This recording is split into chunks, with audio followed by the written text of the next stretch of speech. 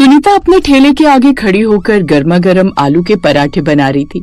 तभी वहाँ दो ग्राहक आते हैं और सुनीता से कहते हैं, दीदी एक प्लेट जल्दी से आलू के पराठे लगा दीजिए। वो क्या है ना, अभी लंच हुआ है, फटाफट खाकर ऑफिस में जाना है। अगर लेट हुआ तो बॉस हाफ डे लगा देगा और घर भेज देगा।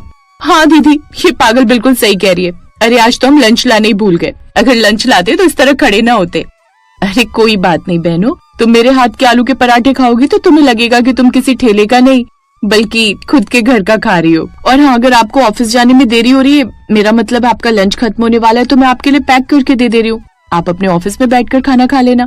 सुनीता की बात सुनकर दोनों लड़कियां खुश हो जाती हैं और सुनीता करती भी ऐसा ही कुछ है। वो उन दोनों लड़कियों का लंच पैक कर देती है और दोनों लड़कियां सुनीता को 80 रुपए देकर वहाँ से चली जाती हैं। अपने हाथों में 80 रुपए देख सुनीता के चेहरे पर एक प्यारी सी मुस्कान आ जाती है और उस पैसे को वो अपने गले में डाल लेती है। अभी दिन खत्म होने में काफी समय था, पर इसी तरह सुनीता की कमाई भी उस दिन के साथ काफी अच्छी हो रही थी। सारा दिन मेहनत करने के बाद सुनीता अब अपने घर जाती है और अपने पैसों को गिनते हुए खुद से कहती है, आज भी अच्छी कमाई हो गई। भगवान का लाख लाख शुक्र है। प्रभु तुम अपनी कृपा मुझ पर यूं ही बनाए रखना। जब से मैंने ये पराठों का बिजनेस शुरू किया है, तब से मेरी जिंदगी का रुख ही बदल गया है, वरना पहले कितनी दिक्कतों का सामना करना पड़ता था। सुनीता ये बात बोल ही रही थी कि इतने में उसकी छोटी बेटी पिंकी वहाँ आती है और अपनी माँ को इस तरह खुद से बात करता हुआ देख कहती है, माँ क्या बात है, आज कमाई नहीं हुई क्या, जो आपकी आंखें इस तरह गीली हो रखी हैं? सब ठीक तो है ना? किसी ने कुछ कहा? अगर किसी ने कुछ कहा तो मुझे बता दो, मैं उसका सर फोड़ दूंगी। पापा हमेशा मुझे सिखाते थे कि अगर आप गलत नहीं हो तो उसके घर में घुसकर मार कर आओ उसे। अरे मेरी छोटी डॉन, मुझे किसी ने कुछ नहीं कहा, बस ये आंख नम इसलिए है क्योंकि आज तेरे पिताजी की याद आ गई। पराठे का बिजनेस करना उनका सपना था, लेकिन शायद भगवान ने उस समय हमारा साथ नहीं दिया और वो चल बसे। पर देख, उनके जाने के बाद मैंने उनका सपना पूरा किया और उनका सपना एक और है कि मैं तुझे अच्छे से पढ़ाऊं, लिखाऊं और इस काबिल बनाऊं कि हम लोग अपना ये ठेले का बिजनेस एक बड़े होटल में चेंज कर सके। आप चिंता मत करो माँ, मैं हूँ ना, मैं खूब पढ़ूंगी और अपने छोटे से ठेले को एक बड़े से रेस्टोरेंट में बदल दूंगी। पिंकी की ये बात सुनकर सुनीता मुस्कुराने लगती है और वो उसे गले से लगा लेती है। इस तरह अब दोनों माँ बेटी थोड़ी देर हंसी खुशी से बात करने के बाद खाना खाकर जैसे ही सोने जाते हैं, वैसे ही सुनीता की सास गंगा का सुनीता के फोन पर फोन आता है। प्रणाम माँ जी, कैसी हैं आप? इतने समय बाद आज आपने मुझे याद किया। वो इसलिए बहू क्योंकि जब से तू शहर गई है तब से तो हमें भूल ही गई है। मेरा मतलब है कि जब से मेरा बेटा मुझे छोड़कर गया है तब से ना जाने तू अपनी बेटी के साथ ऐसी कौन सी दुनिया में विलीन हो गई जो तुझे अपने ससुराल वालों का ख्याल ही नहीं। अरे तेरे ससुराल में अब मेरे अलावा बचा ही कौन है? तेरे जेठ और जेठानी तो वैसे ही अलग हो गए। मैं बेचारी बुढ़िया गांव में अकेली पड़ी हुई हूँ। अरे कभी कभी अपनी सास को भी याद कर लिया कर। नहीं माँ जी, ऐसी बात नहीं है। अरे मैं तो हमेशा से ही आपको अपने साथ रखना चाहती थी, पर आपने कभी भी मुझे अपनाया ही नहीं, क्योंकि मैंने लव मैरिज जो की थी। आपने हमें पहले ही घर से बेदखल कर दिया। यहाँ शहर आने के बाद भी मैंने कई बार इनको कहा कि हमें माँ के पास चलना चाहिए, पर मुझे बाद में पता चला कि आप हमारी शक्ल भी नहीं देखना चाहती हैं, और अगर आप हमें अपना ही मानती तो उनकी मौत पर भी आती। पर कोई बात नहीं, वो पुरानी बातें हैं। अगर आप गिले शिकवे दूर करके हमारे साथ रहना चाहती हैं तो आपका मोस्ट वेलकम है। बुरा मत मानना बहू, लेकिन तेरी जबान 6 गज से भी ज्यादा लंबी है। और हाँ, रही बात आने की, तो मैं तेरे पास आ रही हूँ क्योंकि तेरे जेठ जेठानी ने मुझे घर से निकाल दिया। मेरे कर्मों की सजा मुझे मिल चुकी है, इसलिए मैं अपनी छोटी बहू और अपनी पोती के साथ रहना चाहती हूँ। सास की बात सुनकर सुनीता कुछ नहीं बोलती और उसका मोस्ट वेलकम करने के लिए तैयार हो जाती है। अब अगले दिन गंगा गांव से शहर आ जाती है, जहां वो अपनी बहू को सुबह से लेकर शाम तक बाहर रेडी पर आलू गोभी और भी कई तरह के पराठे बेचते हुए देखती है।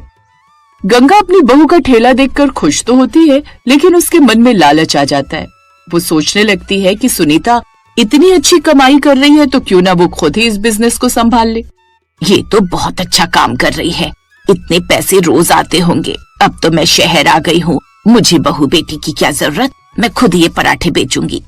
अगले दिन जब सुनीता सुबह ठेले की तैयारी कर रही होती है तो गंगा उसके पास आती है। बहू, मैं बूढ़ी हो गई हूँ पर मेरे हाथ में अब भी दम है, मैं भी तेरी मदद करूंगी।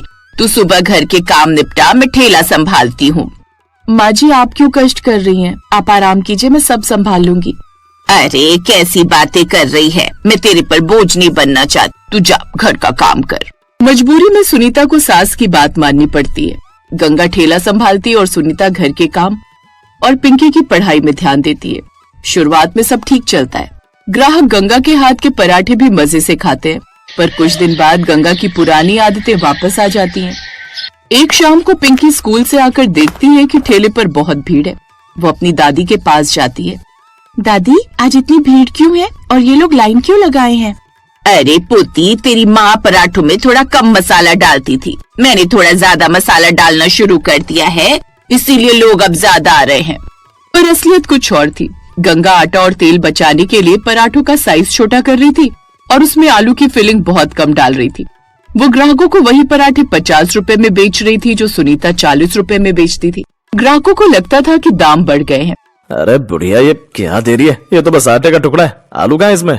अरे ज्यादा बकवास मत कर, खाना है तो खा वरना निकल यहाँ। माँ, दादी तो ग्राहकों को डांट रही थी और पराठों में आलू भी बहुत कम था।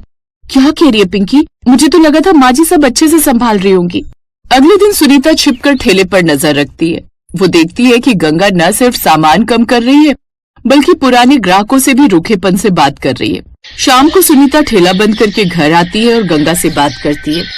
माँ जी, मैं देख रही हूँ कि आप पराठों में आलू बहुत कम डाल रही हैं और ग्राहकों से भी ठीक से बात नहीं कर रही है। ये बिजनेस हमारे ईमान पर चलता है, अगर स्वाद और व्यवहार खराब होगा तो ग्राहक भाग जाएंगे। देखती हूँ मैं ये धंधा, मुझे तुमसे ज्यादा आता है। तू पागल है जो इतनी मेहनत करती है। अरे ज्यादा पैसे कमाने हैं तो सामान बेचना पड़ेगा ना। पर इससे हमारी बदनामी होगी। चुप, कल से तू घर में ही बैठ, अब मैं ये ठेला खुद संभालूंगी। पिंकी की पढ़ाई वढ़ाई सब छोड़, अब तू भी मेरे साथ ठेले पर काम करेगी। ये सुनकर सुनीता और पिंकी दोनों दुखी हो जाते हैं। सुनीता को समझ आ जाता है कि उसकी सास का लालच वापस आ गया है। उसी रात सुनीता अपने पति की पुरानी डायरी देखती है जिसमें एक जगह लिखा था, अच्छा पराठा वो नहीं जिसमें ज्यादा आलू हो, अच्छा पराठा वो है जो बनाने वाले के प्यार से बनाओ। अगले दिन गंगा अकेले ठेला लगाती है। पहले कुछ ग्राहक आते हैं, पर जब उन्हें पता चलता है कि पराठों का स्वाद बदल गया है और दाम बढ़ गए हैं तो वो वापस चले जाते हैं। एक हफ्ता बीतते बीतते गंगा की कमाई बहुत कम हो जाती है। पता नहीं क्या हो गया है इन ग्राहकों को, लगता है किसी ने नजर लगा दी है। तभी पिंकी अपनी दादी के पास एक गिलास पानी लेकर आती है। दादी, मैं आपके लिए पानी लाई हूँ। माँ ने कहा है कि आपको प्यास लगी होगी। दादी, आप परेशान मत होइए। पता है, जब माँ पराठे बनाती थी तो वो हर पराठे पर ग्राहक के लिए एक छोटी सी मुस्कान भी लगाती थी, शायद इसलिए लोग वापस आते थे। पिंकी की मासूमियत भरी बात सुनकर गंगा को अपनी गलती का एहसास होता है।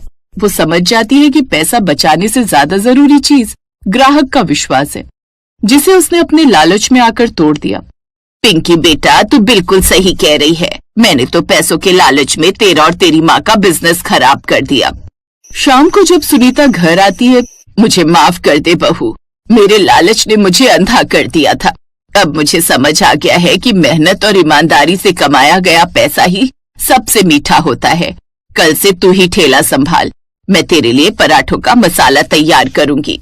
अगले दिन से गंगा ठेले पर नहीं बैठती बल्कि घर पर सबसे बेहतरीन मसाले पीसती है और पराठों के लिए स्वादिष्ट आलू की सब्जी तैयार करती है। सुनीता फिर से अपना ठेला संभालती है जिसमें उसका प्यार और ईमानदारी दोनों शामिल होते हैं। जल्द ही ठेले पर फिर से ग्राहकों की भीड़ लगने लगती है और सुनीता का बिजनेस पहले से भी ज्यादा चलने लगता है। वो जानती थी कि उसके ठेले पर सबसे जरूरी मसाला लालच नहीं बल्कि स्नेह और अच्छी नीयत थी।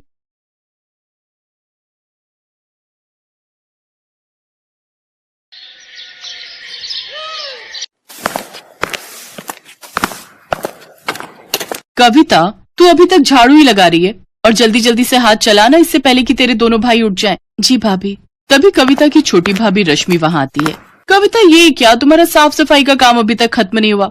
अच्छा ये सब छोड़ो, तेरे भैया उठ गए, उनके लिए जल्दी से चाय बनाकर ले आ और हाँ, इसके बाद हम सबके लिए नाश्ता भी बना दे। हाँ, भूख तो मुझे भी लगी है। ऐसा कर, तू साफ सफाई के बाद नाश्ता बना ले, फिर अपने भाइयों के ऑफिस जाने के बाद बर्तन धो लेना और उसके बाद कपड़े धो लेना। बिन माँ बाप की कविता चुपचाप घर के कामकाज में लग जाती है। कुछ देर बाद वो सबके लिए आलू के पराठे और चाय लेकर आती है। ये लो अमित भैया, आपकी पसंद के आलू के पराठे और गर्मा गर्म चाय। कविता, तेरी दो भाभियां हैं, फिर भी हमारे लिए तू खाना क्यों बनाती है? भैया वो मैं वो बात ये है कि ननद जी को अपने भाइयों के लिए अपने हाथ से बनाया हुआ खाना खिलाना ज्यादा पसंद है, इसलिए वो हम दोनों को तो बनाने ही नहीं देती। क्यों कविता, ठीक कह रही हूँ ना मैं? अनीता कविता को आंखें दिखाने लगती है। हाँ भैया, अनीता भाभी एकदम ठीक कह रही है। दोनों भाई नाश्ता करके ऑफिस चले जाते हैं। फिर दोनों भाभियां भी नाश्ता करने बैठ जाती हैं। आखिर में जैसे ही कविता नाश्ता करने बैठती है तो छोटी भाभी रश्मि उसकी कुर्सी खींच लेती है, जिससे कविता नीचे गिर जाती है। तेरी औकात नहीं है कुर्सी पर बैठ के खाने की, चल नीचे बैठकर खा।